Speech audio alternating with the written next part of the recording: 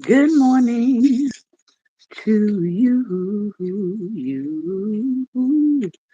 Good morning. Good morning to you. Good morning. Good morning. Won't you share with a friend or two? Good morning. Good morning to you. You. Good morning. Good morning to you and many more. Good morning, good morning, good morning, and welcome to Daring Dialogues. I'm your host today, Shantae Charles. I want to thank those of you who allowed me to do what I needed to do earlier this week. I had some health routines to take care of, so that's why I was not on Monday, and then Tuesday I was a little bit on the recovery side. So I do thank you for your patience as we get back to our regular season. Now, this is episode 36, and I do want to let you know we are ending on episode 50. So our season will end on episode 50. Then we'll take a brief break, and hopefully we'll be back. And typically we take off in July, so we don't broadcast at all in July. So for those of you who are with us newly or with us for the first time, just sort of trying to figure out how does our seasons work. We used to do 100 episodes, but we've cut it down to 50. So again, this is episode 36. There is a playlist for the season. So if you want to go back and catch up with us and see what we've been reading all season long, you're welcome to do that. Also, next Tuesday, we will only be on our Black Table Talk Facebook page, and we're going to have a special guest. We're going to be talking about all things education and education liberation and what parents can do in this moment to shore up their children's education and make sure that they're getting that quality education practice that we all want, hopefully, all want children to have. It is Teacher Appreciation Week. So if you know a teacher, you have children, and their teachers are has been excellent towards those children, and you want to show your appreciation, I encourage you to do that this week. I am celebrating 25 years in education.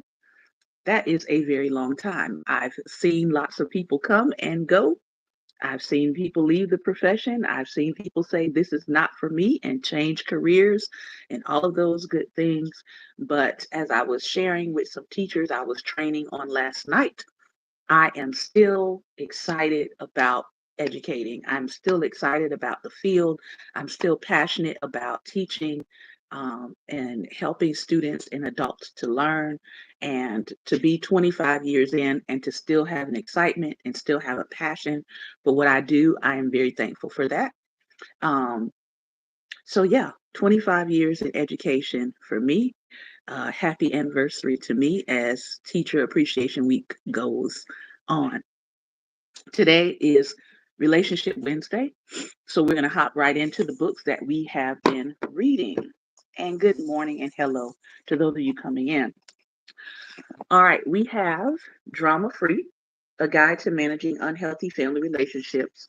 We're just going to be reading a snippet today called Chosen Family, and the chapter is Building Support Outside Your Family. We know that a lot of people have had to do that, build their support systems outside of their family because they have run into unhealthy family relationships or unhealthy family dynamics. The second book, also by the same author we're reading from, is Set Boundaries, Find Peace, a guide to reclaiming yourself. So this is all about the self and personal boundaries that need to be set. And in this one, we are actually going to start talking about adult abuse. Adult abuse. Okay. So those are our topics. Excuse me. My eye is seemingly draining a little bit here. Good morning. Good morning. Good morning. Again, for those of you coming in, it is Teacher Appreciation Week. So if you have children, your children are in school, the teachers are doing a great job with your children, make sure you push out an email, send your child to school with a card or something, a thank you card. Thank you for teaching my children something, right? For Teacher Appreciation Week. It is also, there's a lot of things going on this week.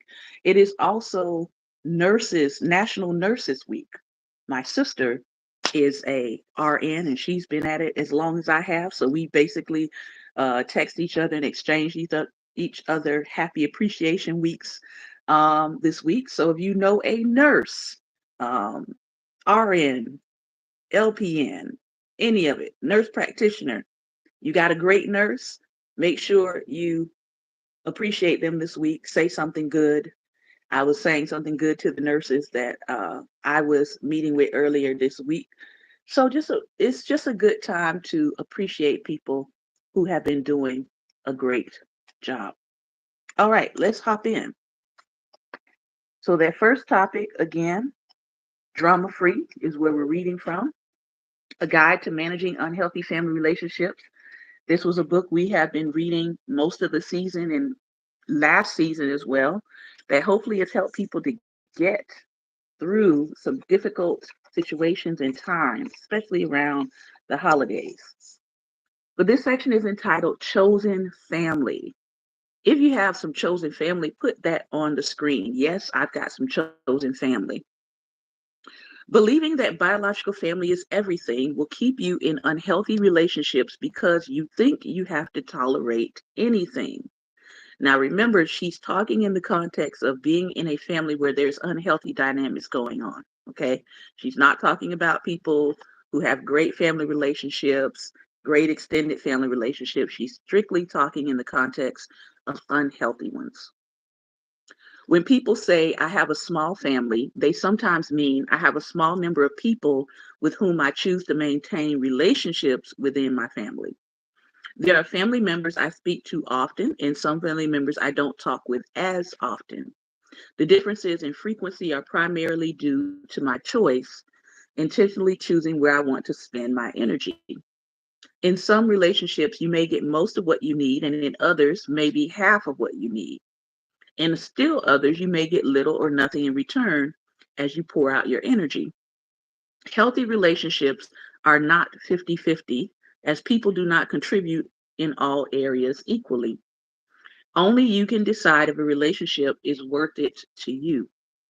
While I was chatting with my therapist about a complex family relationship, she asked, why do you have a relationship with this person? As a therapist, I knew the relationship was doomed because I didn't have a reason. I couldn't think of anything to say other than because they're family. That isn't a valid reason to maintain a relationship, especially one that causes you stress. Of course, there are times when people get on our nerves, yet we see value in the relationship.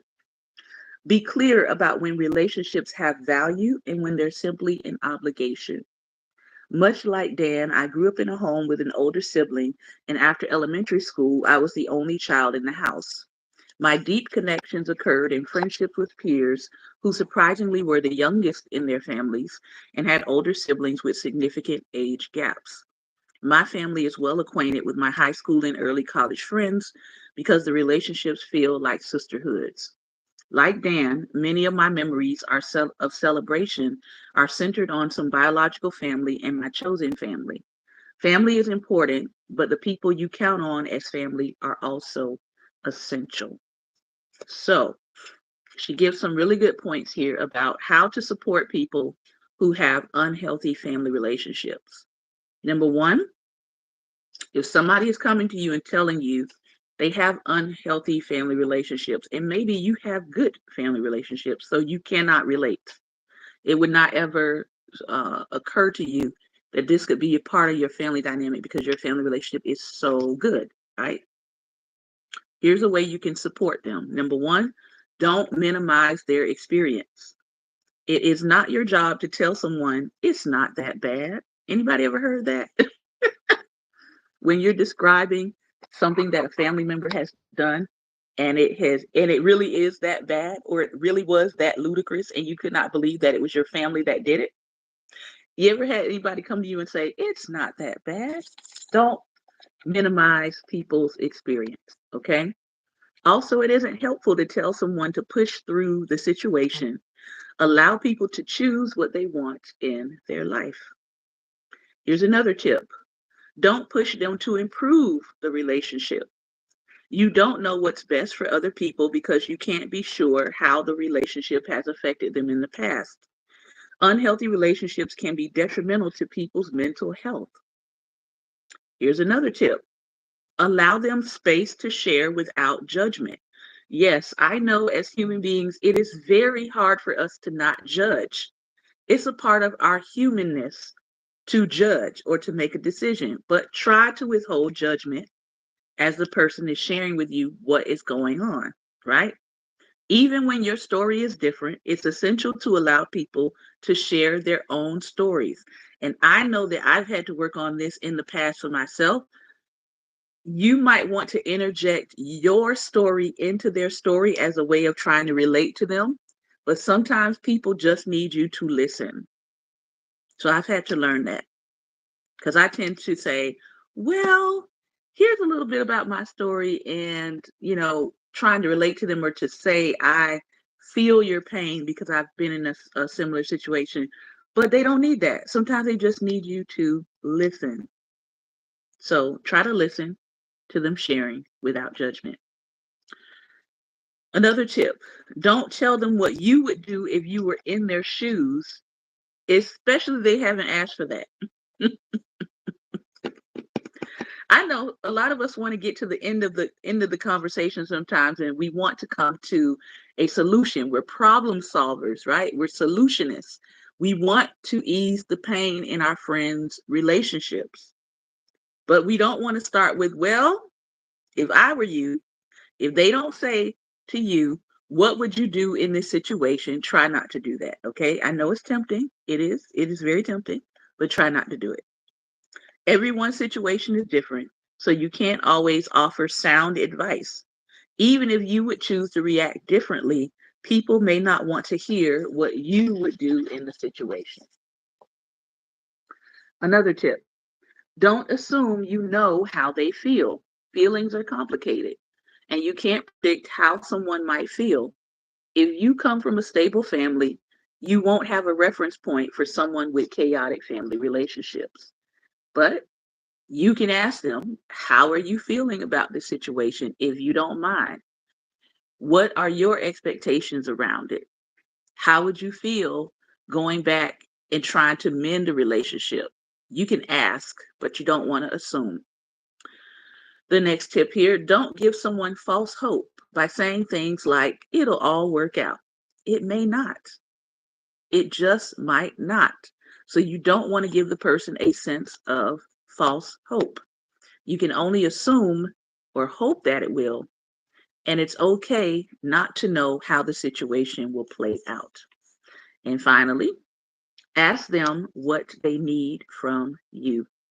Instead of assuming that you know what they need, ask them what they need. What do you need me to do? Do you just need me to listen? Do you just want me to be a sounding board? Do you want me to offer some advice? Do you want me to point you to some resources and tools? If it's something really traumatic, do you want me to help you figure out some resources for therapy? But don't assume you know what people need, all right? This will ensure that their needs are actually met. Otherwise, you may keep yourself busy doing things that they never asked you to do. Mm-mm. I can't tell you how many times I've jumped in and done something, and the person said, I never asked you to do that. I've learned my lesson. I've learned my lesson. All right, our second book that we're diving into, Set Boundaries, Find Peace. This chapter has all been about trauma and boundaries. And today we're looking at the topic of adult abuse. Adult abuse. Adults can experience abuse too. In adult relationships where domestic violence is present, there are repeated boundary violations. In relationships where adults experience verbal abuse, or emotional neglect, their boundaries are also being violated. Boundary violation due to trauma, whether in childhood or adulthood, affects our ability to form healthy attachments to other people. There are two unhealthy attachment styles that affect boundaries in relationships. Now, some of you might be familiar with the language of attachment styles, some of you might not be. Okay. The first one here is anxious attachment. Anxious attachment. And these are some signs that you're operating out of an anxious attachment with other people. Constantly seeking validation, engaging in self-sabotaging behavior, continually threatening to leave the relationship. If things don't go well, you threaten to leave the relationship. Frequently arguing about how committed the other person is to the relationship, breaking up often over trivial issues, persistently questioning actions and intents as they are seen as a threat, having a paralyzing fear that the relationship will end, desiring to be close but pushing people away. Now, I know someone right now that's literally dealing with a partner that operates in all of this. It's stressful. Okay? It's stressful when you're dealing with someone who is operating from an anxious attachment in your relationship. It makes you feel like your relationship continually is on edge. Everything is being questioned. You can't really settle into a rhythm with that person because you don't know when you're going to get an outburst of self-sabotaging behavior coming from the person. You don't know if that person is going to be busting in on the scene and asking for your cell phone or asking who that is on the phone. You don't know if this person is going to show up at your job because they think that something is going on between you and a coworker. That person is operating from an anxious attachment. All right. So we just gave you the signs. Demonstrating two more, demonstrating needy attention seeking behaviors and feeling discomfort with being alone. This person does not enjoy their own company. They don't. Okay. So that's anxious attachment. Avoidant attachment. Here you go. Continually looking for reasons to justify that the relationship isn't working. Hyper focusing on the negative aspects of the relationship. They never really have anything good to say. Being consumed with thoughts of getting out of the relationship, having difficulty with self-disclosure. You cannot get this person really to open up about their past, open up about their family, open up about how they're feeling. Very, very closed off. Constantly worrying about loss of autonomy. They want to be their own selves, and there's a constant focus and emphasis on that. Thinking that no one is good enough, and often feeling like a regular connection is too clingy. This person has an avoidant attachment style. An unhealthy attachment style uses mostly rigid boundaries. People with anxious attachments, on the other hand, tend to have porous ones. Secure attachment is marked by healthy boundaries. So, this is some signs that you are in or operating from a secure attachment. Number one, you're able to be away from your partner comfortably. You're not looking around your shoulder. You're not wondering what are they doing every 5 minutes. You're not jumping up to go make a phone call. You're not leaving where you are to go find out what they're doing, okay? You're able to be away from your partner comfortably. Regulating your emotions during disputes. I can't think of anybody who's in a healthy relationship that hasn't had a dispute or hasn't had an argument. But the difference is being able to regulate your emotions, um, not saying things out of anger that you cannot take back, being able to recognize that this dispute or this argument or this disagreement is not the end of the relationship. unless it's something like a non-negotiable that you all are disputing over. All right.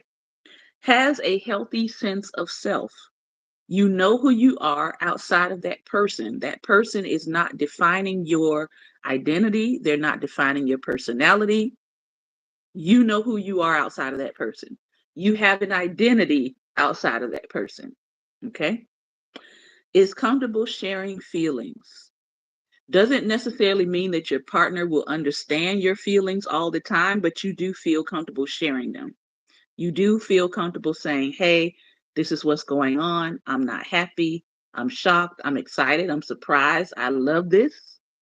I disagree with this. You're able to comfortably share your feelings and allows others to express their feelings without overreacting. There is nothing worse than being around someone that if you express something that has happened, they go into shock and awe and utter disappointment and they start falling apart because you shared your feelings. Doesn't feel good. All right. But being in a relationship where you are allowing people to express their feelings, you're not overreacting, you're taking it in, you're giving them space to share.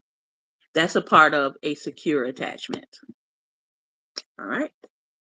And good morning to those of you who are coming in. So she's going to give us, let's see, I think she has one more. Yes. So she talks about here about the fact that if you have dealt with emotional neglect in childhood, you might develop something called counter dependence. Counter dependence. So let's take a look at this one and then we will stop here for today. Counter dependence. Difficulty being vulnerable with other people. Unwilling to ask for help. There are people that struggle or they are really resistant to asking for help because of what has happened to them in their childhood, because of emotional neglect. They don't want to lean on someone else because they have a track record that was developed earlier in their life where they could not depend on someone. They could not depend on the person to hear them out. They could not depend on the person to be there. They could not depend on the person to listen to them. So now they're unwilling to ask for help. A preference for doing things without people's help. Good morning. Good morning. Discomfort with being attached to other people. Purposeful emotional distance. This is a person that it seems like every time you try to get close in the relationship, they keep putting distance between you. Persistent feelings of loneliness and the inability to identify and acknowledge your feelings. Counterdependence may be how someone with avoidant attachment learns to protect themselves. While there's a desire for a relationship, genuinely committing to someone else feels like danger. Therefore, they use rigid boundaries, such as keeping people away or always saying no in order to feel safe. All right. So that is a little bit about attachment styles. Think about where you might find yourself, or think about your relationships that you're in, and are you noticing some of that? This is not just this is part relationship, like romantic relationship, but also some of this can be seen in just your regular interactions with people that you're not romantically involved with. So think about it. Are you operating in your life, in your relationships with people from one of these styles? Are you anxious in your attachments? Are you operating from an avoidant attachment position? Or are you operating in a secure attachment?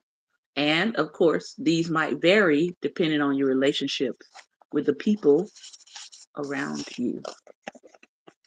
We're going to take one more stop and we're going to do our thought for today, coming from Dennis Kimbro's Think and Grow Rich. Daily Motivations for African American Success. The topic is the largest room. One way to make the world better is by improving yourself. Willie Williams, Los Angeles Chief. What is the largest room in the world? Regardless of what others say, it's the room for improvement. I like that. There's always room for you and me to improve the quality of our lives. I like the tale of the wise professor who was so learned that he could teach whatever he chose, biology, history, or astronomy. One day he decided to motivate a young student by planning a canoe trip in the wilderness. He hoped to show him how meaningful education could be. Early one morning, they boarded a canoe. As they drifted downriver, a leaf fell into the stream, prompting the professor to ask, "Now tell me, young man, do you understand the leaf?" The boy answered no. The wise man said, "If you do not learn biology, you will miss out on one of life's potential joys." As the canoe rounded a bend, rocks that hovered above the water's edge revealed markings of Indians from days past. The professor said, "See those markings? Do you know which Indian tribe made them?" The boy said, "I don't know." "If you don't learn history," said the professor with increased impatience, "you'll miss out on much of life's enjoyment." Shortly after, darkness fell and the stars began to appear. Looking up, the man asked him, "What star is that?" Once again, the boy shrugged his shoulders and said, "I don't know." "My son," the professor said, "if you don't understand biology or history or astronomy, you'll miss out on life." Suddenly, they heard a loud roar and realized the canoe had hit a rock and was about to capsize. As they prepared for the worst, the student asked, "Professor, do you know how to swim?" The old man shook his head. As the boy dove into the river and swam to safety, he yelled back, "Then you're missing out on life." Life will pay off on our terms if we constantly engage in self improvement. Now, let's hope he actually saved the professor, but I think you get the point. I will concentrate on learning what I need to learn, not just the educational skills, but also the survival skills. All right. That's what I wanted to share with you today. I hope that you have enjoyed learning a little bit more about boundaries and attachment styles. At this point, at this time, we're going to have some talk back. And Pastor Ben, I'm going to send you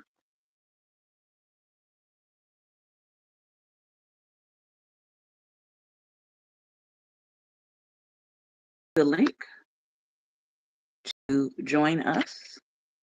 I am going to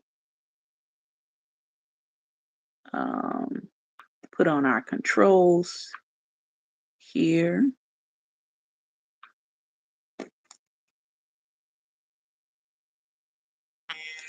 And please let me know if you see that link, if you got it. And let me come down here and come to,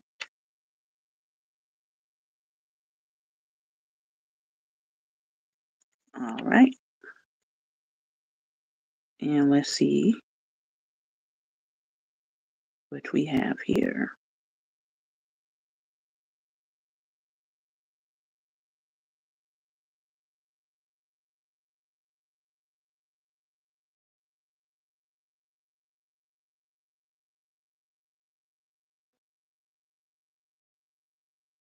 Lumban Guru, hello. Shantae, good morning. Harnoor, good morning. YGG, good morning. I'm way better, good morning. I think that's Mikey, good morning. Brenda, good morning. Who else do we have? I think that's everybody. So thank you all for joining us and tuning in this morning. Ben, can you let me know if you see that link to join?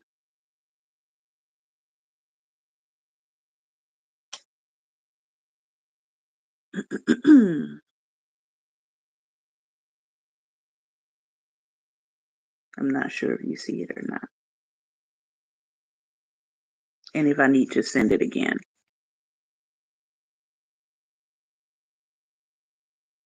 You don't see it? Okay. I will send it again.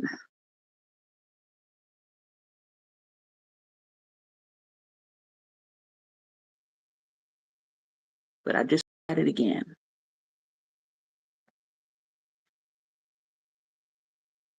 And I hope that wherever you are in the United States or in your country, that you are dealing with some good weather today. We actually have some really good weather. Spring is making its way. But we also had a pretty interesting thing show up in our yard that's been hanging out there for the last couple of weeks. Last couple of weeks. It is called a Luna moth. Let me see if I can pull up the picture of it so you all can see it. It is huge. It has been sitting on our door, our back door, for about a week. And apparently, it's one of those rarely sighted things. And it's supposed to represent spiritual renewal. I was like, I'll take it. I'll take it. Good morning. Good morning. How are you? Good. I can see and hear you very clearly. Okay, great. Um, there were a couple of things that you mentioned, like the dependency thing. Uh, Listen, that's a problem. But me myself, I am to the point to where I don't, I can do for myself, and I pretty much do for myself. It's not because I feel like I can't trust anybody. Mm-hmm. It's because just let's say trust anybody per se. I know there are people I can trust to help if I need the help. Mm-hmm. I'm not one of those who's just going to ask for help and I don't really need it. Gotcha. That's how I am. That's how I am. But you have the people that they want you to do it and they Mm-hmm. won't even try to do it. You know, I mean, Mm-hmm. it's like, well, I prefer for you to do. It's one thing if it's something that you know I can do that you know you're going to struggle with. But there are some things you should attempt to do, some simple things, versus just calling somebody to come and do it. So I mean, yeah, I'm mechanically inclined. Mm-hmm. I'm in construction. Anything in those fields, I don't have an issue because most people know that I'm in those fields. But let's just say to I don't know. There's some things that people just call me for to help. See, then this is the thing. I'm supposed to be helping, but they're not calling me to help. They're calling me to do. See, Mm-hmm. and that's where I run into the issue at. If I'm helping you, that means we're going to do this together. Mm-hmm. You're not You know, calling me to come and do this. there's a name for that. I don't think a lot of people know what it's called, but I'm going to give you the official name for it, okay? It's called avolition. Is when a person consistently demonstrates a lack of motivation and inability to initiate their own purposeful tasks for their life. Avolition. Okay. It's also tied to having a dependent personality, right? Because this is a person that often says or they feel helpless and unable to take care of what we might call your basic everyday tasks that is Mhm. expected of an individual. So Mhm. that's a person that has a dependent personality. I won't say disorder because we don't diagnose people, but you can sort of figure out if you're dealing with this person because you're probably asking yourself, why don't they know that they're supposed to do this themselves? Why don't they Mhm. initiate these processes in their life for themselves? And you feel like you're almost like you're dragging this person along to just do basic necessity things for life as an individual. It's Mhm. avolition. That's the word. Okay. New word for Okay. today, avolition. Mhm. Avolition. Avolition.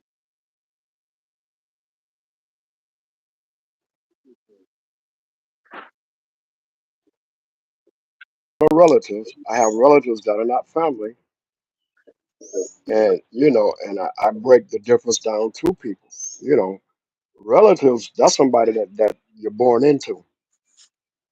Family are people that's there. They got your back. They know you. They know you inside and out. They know your faults, but at the same time, they won't discard you because of your faults. They'll stay there and help you when you need help. They will cover you when they can. That's family. Family are people that God placed in your life for those purposes. That's family. So I got family. See, people I can call and talk to when I can't talk to nobody else. Shantae Charles.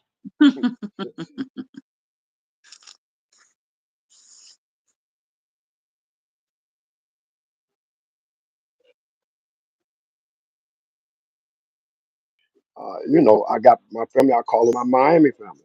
These are people that I'm connected to. While all of them don't live in Miami, they're pretty much out of Miami, and they're tied to ministries in Miami. So I call them my Miami family.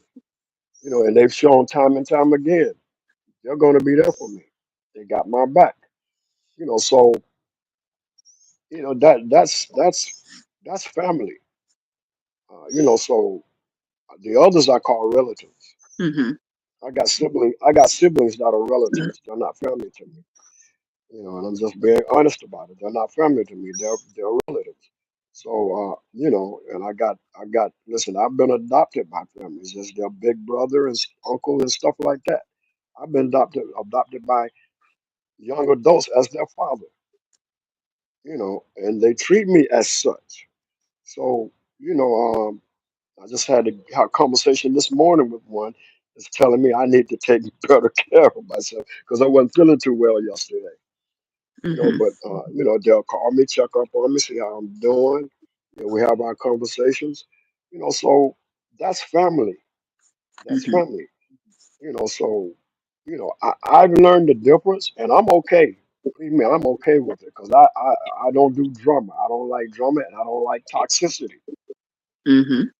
That will separate me from you real quick. Those two things, Absolutely. drama and toxicity, it will separate me from you real quick with the quickness because I don't do those. I don't, and I refuse to. You know the thing I for bel me, when I think about chosen family, I think about the people that allow me to be myself. hmm I don't have to explain myself to them. I don't Right. know if anybody understands that, but like you tend to know when you come into a chosen family moment or person hmm because it almost feels like you've known that person your whole life. Right. Right. You don't really have to spend a lot of time explaining your personality to them. hmm It's almost like they get you in a way that other people don't. hmm Um, and I've had chosen family like that for like 20 years now. These are also people sometimes where you don't necessarily have to be talking to them every day, but when you do talk to them, it is a very meaningful conversation. It is a very in hmm depth conversation. And sometimes you pick up where you left off like you never were out of their sight or out of their presence. These are Right. people that make you feel, I don't want to say comfortable, but they make you feel accepted in your own skin. Right. You Because don't feel like you have to put on in front of them. You don't have to um switch up your personality in front of them. That's hmm when I see someone as chosen family, that's the feeling that I get from them. And right. that they're consistent with you. It's not every hmm time you see them, you don't know who you're expecting on the other side of that interaction. And hmm sometimes you can feel that way with your relatives. One moment, everything is good and things are well, and maybe another time you meet with them, they're distant, they are sort of standoffish. Another time you meet with hmm them, it's, oh, you're part of the family. Another time you meet with them, they're like, who are you again? Like, hmm so you can feel with your relative, you can feel that inconsistency in the relationship. There's an inconsistency there. Yes, I know you, you're part of the family, but I don't really know you, right? Hmm. That's sometimes how a situation can feel when you're relatives. And like you said, I have siblings that are relatives because I they don't keep up with me. I try to keep up with them as much as I can, but Hmm. I'm also not the person that's going to chase people for relationship. I never have been that person. I'm not going to be that person. My husband will tell you. um, when we were, before we were in relationship, the Lord told me one thing about him one time, and the Lord told him something about me one time, and we had a one conversation.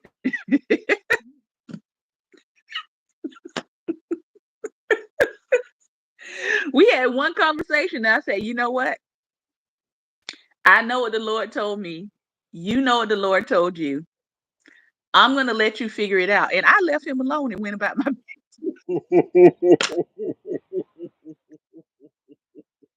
Now I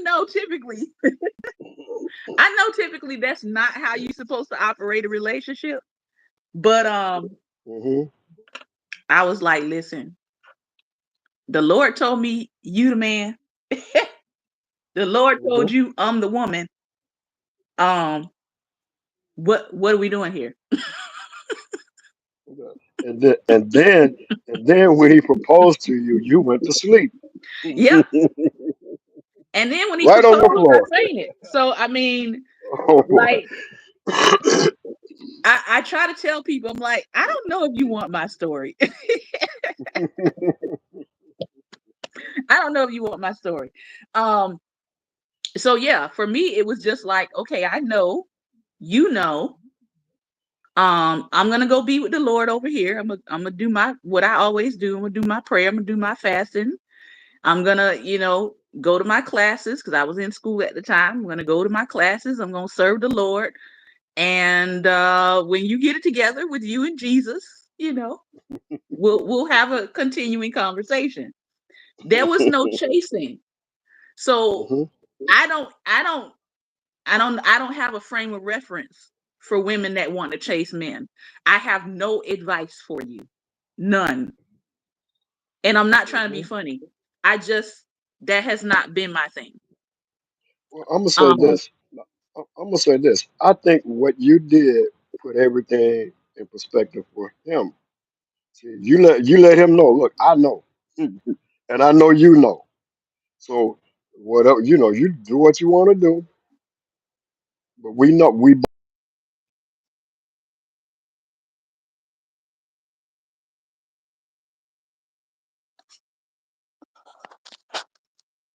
I think you're breaking up.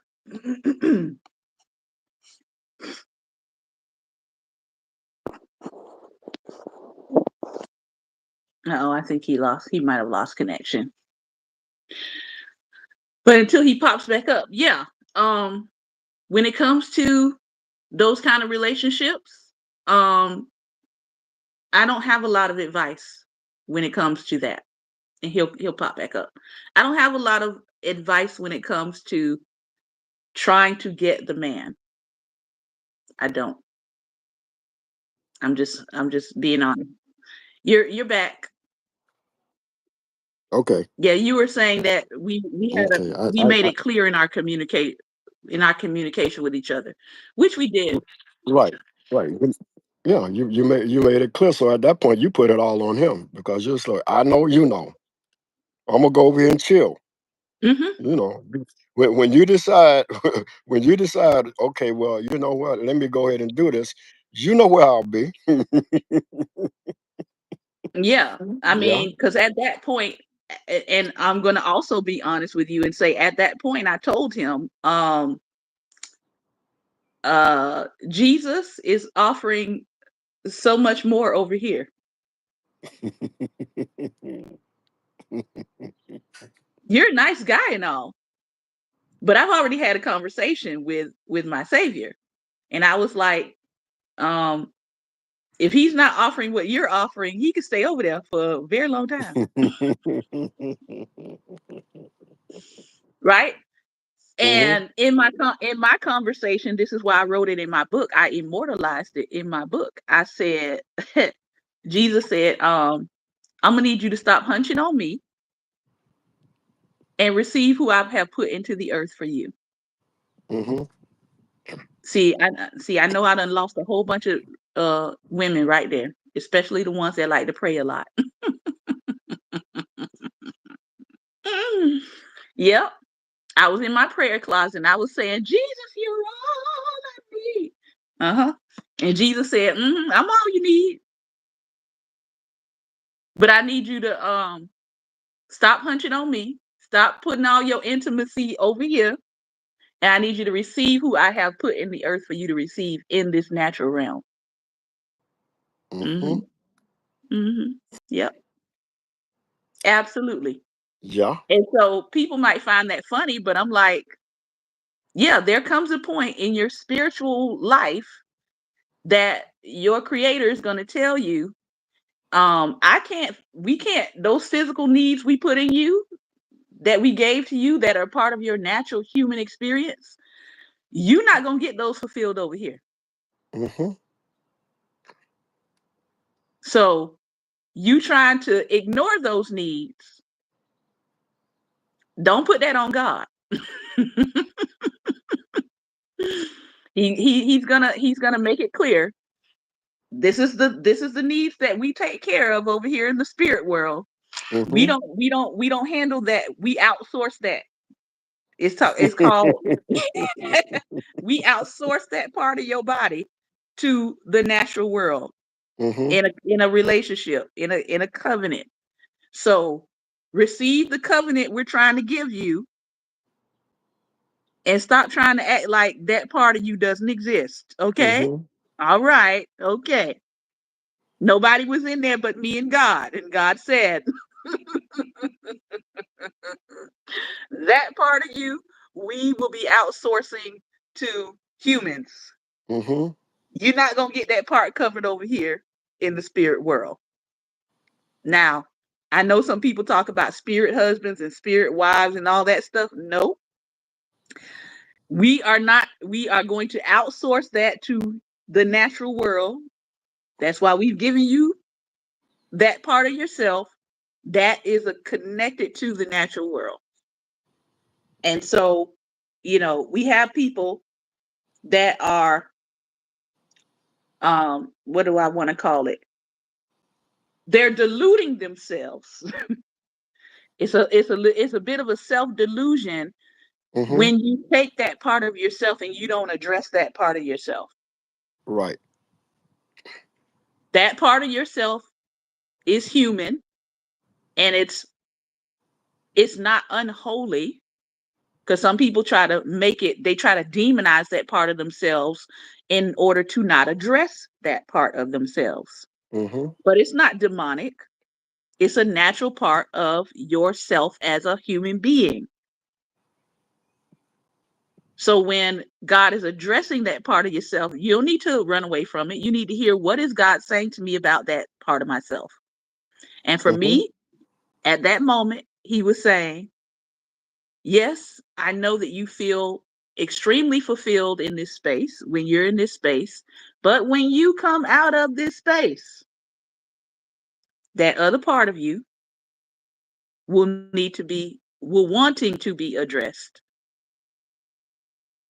And I have given you who you're supposed to address it with.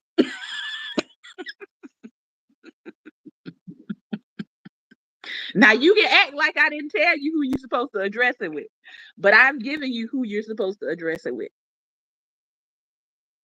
I'm just, hopefully y'all will listen. Hopefully those of you will listen. But he said, when you come out of this spiritual space, that man over there is the one that's going to be addressing those natural needs. Mm-hmm. I could have ignored that and said, I could have kept going and said, oh, Jesus, you're all I need for 35 more years. I could have. Why? Because we have a will. We have a personal will. But Yes. I listened to my creator, and July will be 25 years of being in a love relationship given to me by my creator. Mm-hmm. So sometimes we don't listen. Sometimes we don't listen, and we're left in a state where we're dissatisfied with that part of our life. But if we'll be honest, sometimes God done already told us, and we've missed the boat one time, two times, three times, four times, 10 times. And then we look up and we say, why is that part of me not fulfilled? And ask yourself how many times you ignored when God told you to go fulfill it. That part. Don't be blaming That God. part. Don't be Yeah. blaming him.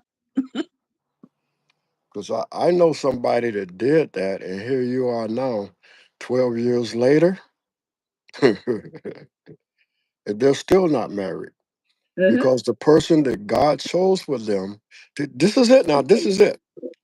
The person that God chose for them didn't dress the way they like or didn't wear the hairstyle that they like. What? Listen, I mean, really, I've seen people bypass a good earthly relationship for less than that. We see it now with that crazy show Pop the Balloon. I know some of you have probably seen that show, right? They're in front of the person, and the people are popping the balloon, and they're like, "Okay, why'd you pop the balloon?" "Oh, his shoes." Ma'am.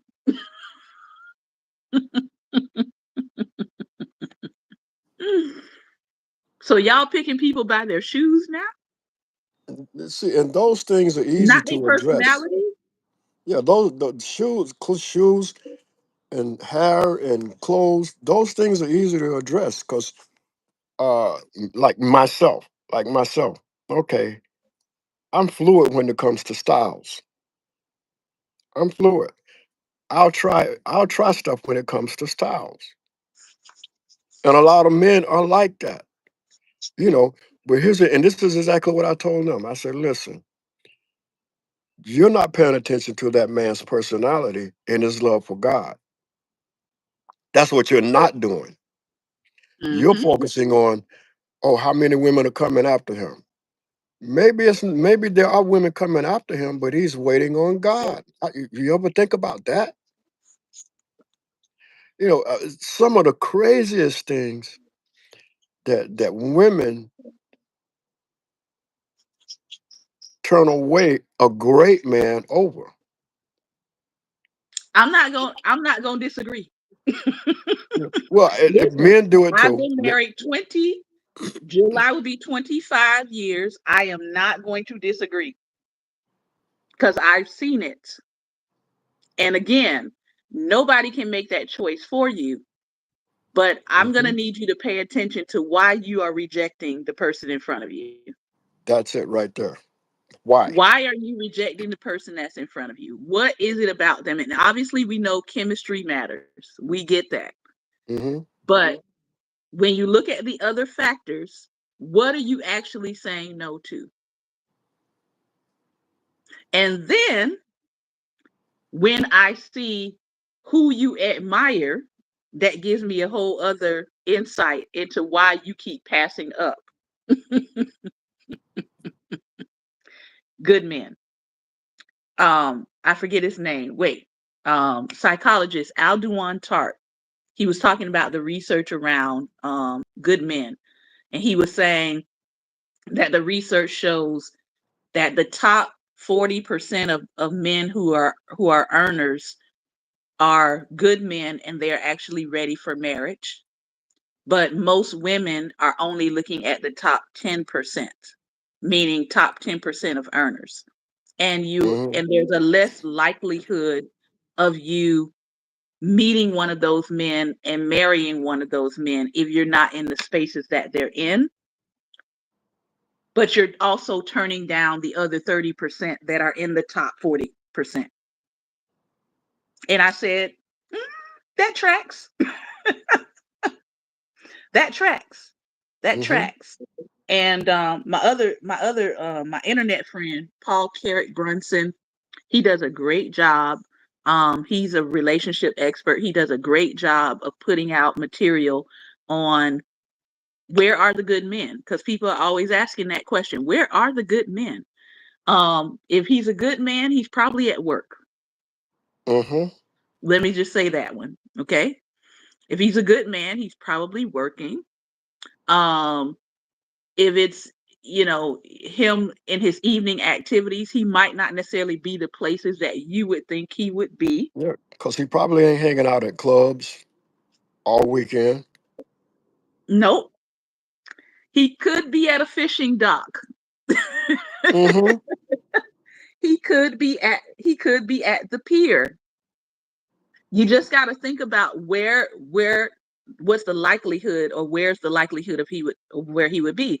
And he actually gave a list of, I think, like 7 or 10 places of where these men typically are. Some of them are usually at conventions, business conventions.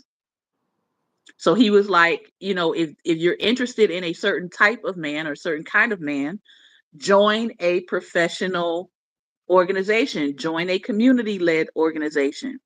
If you're looking for a man that is civic minded, a lot of my friends who are married now, I would say within the last 10 years, they met their spouses either through a business organization or a community based civic organization where they're out in the community doing community service. Why? Because those good men typically want to help other people. So think about Mm-hmm. where they would be if they're community minded and civic minded. I'm just saying, just giving a little tips here, just giving a little tips as we close out. Mm-hmm. All right. So again, as we close, I want us to think, especially if you're single, I want you to think about what are the things that you are noticing in your relationships? What are you turning down? What are you saying no to? Why are you saying no? Are you saying no to observable traits that can be adjusted, like his clothing style Mm-hmm. and his haircut? Mm-hmm. Are you saying no because of observable traits that can be adjusted? Or are you saying no because of intrinsic things that have an issue? Are you noticing things about the person's character? Are you noticing things about how that person treats people? If it's someone you're interested in the workspace, are you paying attention to how he does his work, how he treats his coworker, how he responds to discipline and requirements for self improvement? Is he on time or is he always late? Mm-hmm. What are you actually observing, and what are you actually saying no to? Final thoughts. I know we veered off the path a little bit today, but I feel like it was for a good reason. Yeah, Final yeah. thought. But see, it also has to do with boundaries, which is something that we discussed today. You know, are your boundaries, what are your boundaries really hurting you, or are they helping you? See, and that's what we need to look at sometimes, our particular boundaries. Because a haircut and clothes, for me,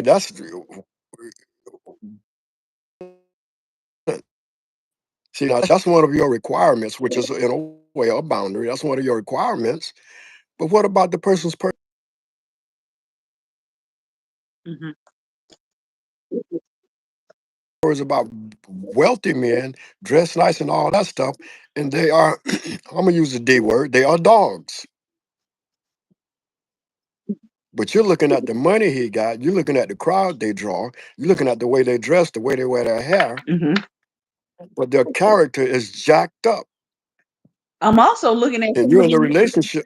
I'm also looking at some of these wealthy men that see people as, or women that see people as objects Yeah, yeah, and you're dealing with discard that too. you and discard you, or in some of these unfortunate cases, that was the last time they were with a wealthy man because they didn't return Mm-hmm. from the connection. Mm-hmm. So again, what are you observing? What are you Mm-hmm. observing? What do you have your eyes on when it comes to the relationship? What is your measuring stick? What is your measuring stick? Yeah. So, that's one more thing, and I'm done. The same woman that I was talking about, we had a conversation, and she was talking about what she wanted and how she already want her king to have his kingdom built.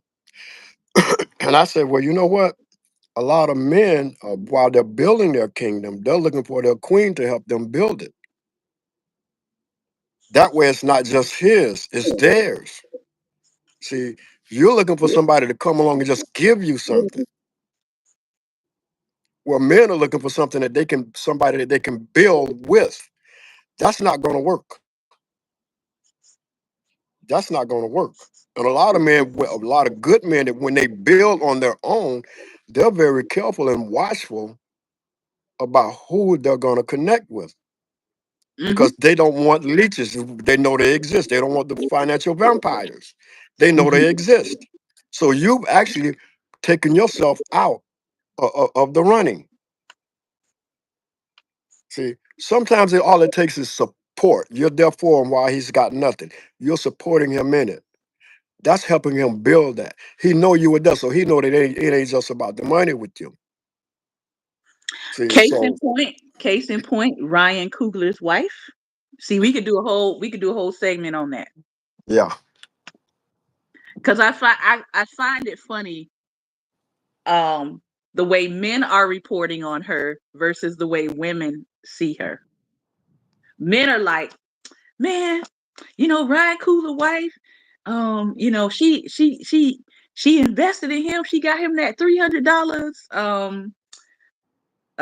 film editing software, and he been taking off ever since. So the men are like, yeah, she invested in Mm-hmm. him. And the women are like, you do realize that she also produces films with him, right? It's not just her giving the money, it's the fact that both of them are involved in that field. Mm-hmm. They're both working toward the goal of producing the films. It's not like she didn't have a skill. She had a skill too,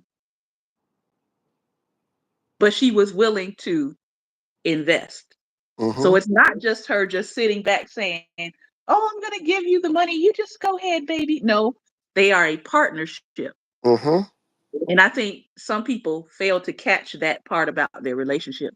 They are a partnership, and what I say about him, her, and Michael B. Jordan is they are a threefold cord that is not easily broken, Mm-hmm. because you have the partnership of he and his wife, and then Mm-hmm. you have the dynamic actor that can come in and fulfill that role of building out these different films and characters. That Mm-hmm. is a threefold cord. And the part I pay attention to is that she is not threatened or intimidated by his brohood with Michael B. Jordan. Mm-hmm. I think that went over a lot of people's heads. She letting them do make their cinematic, some people would say magic, right? She's letting them have make that cinematic magic happen, and she doesn't have to be in the midst of that. You don't see her in every single picture where he and Michael B. Jordan are sort of this tag team. You don't see her in the background, do we? Do we? Do we, ladies? Do we? Do we? Do we? We don't see her, ladies. I'm just saying. I'm just saying. Just a little wisdom there. So they have their working relationship. She and her husband have their working relationship, and together, all of that synergized is making history. Everybody got a role. Mm-hmm. Everybody got a role. This has been, I hope you learned something today. I hope you learned something today. This has been another episode of Daring Dialogues, and I've been your host today, Shantae Charles. I want to thank you for your time and for your attention. Thank you for tuning in today and listening to us, Gen X and Olders, share a little bit with you on today. We are not millennials. We are not uh, Gen Z. We are not what's the other generation? Gen Alpha. All right. We're Gen X and older. So I hope that we have said something today that was helpful. Remember, light is the most daring opposition to darkness. So continue to go out and be what? Light. Light. Take care, everyone. We'll be back tomorrow talking about forgiveness on our theology and thinking Thursday. We'll be back tomorrow talking about forgiveness. Take care, everyone, and be well. Be blessed.